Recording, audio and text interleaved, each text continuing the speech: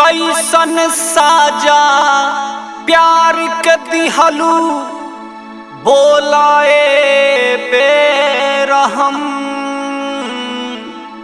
मर पाई न जी पाई कैसन दिहलू जखम।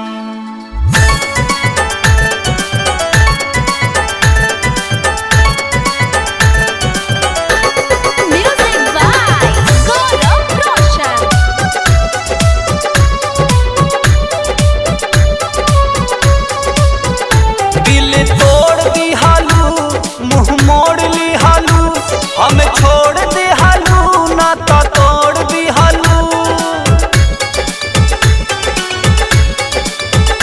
दिल तोड़ दी हालू मुँह मोड़ ली हालू।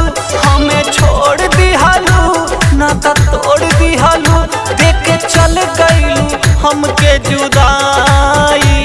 तू बाड़ू तू बाड़ू तू बाड़ू सनम हर जाई, तू बाड़ू सनम हर जाई, तू बाड़ू सनम हर जाई, तू बाड़ू सनम हर जाई।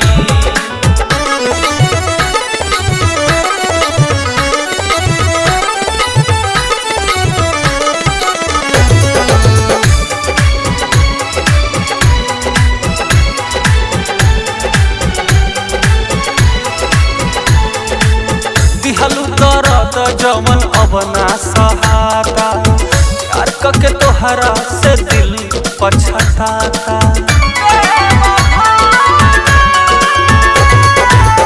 दिहलू दर्द जवन अब ना सहाता, प्यार करके तोहरा से दिल पछताता।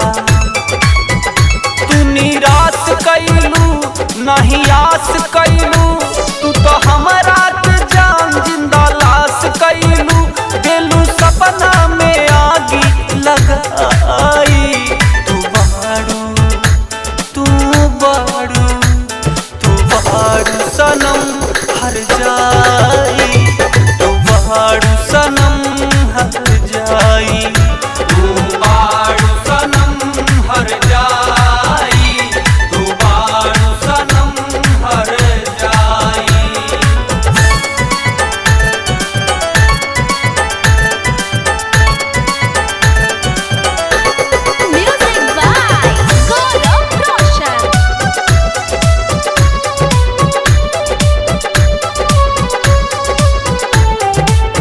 ऐसन मोहब्बत में कैलू तू घात हो, ताकक रोई ले उहे दिन रात हो।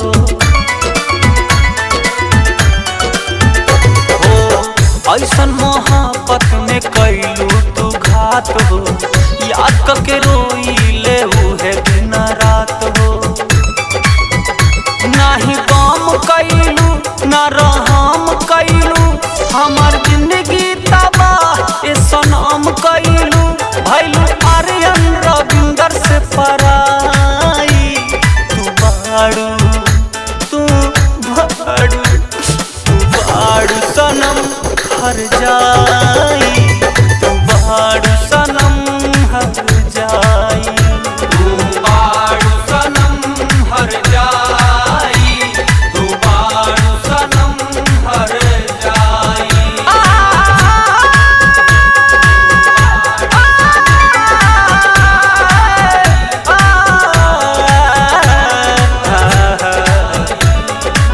Presented by Kanha Studio, Dhawi।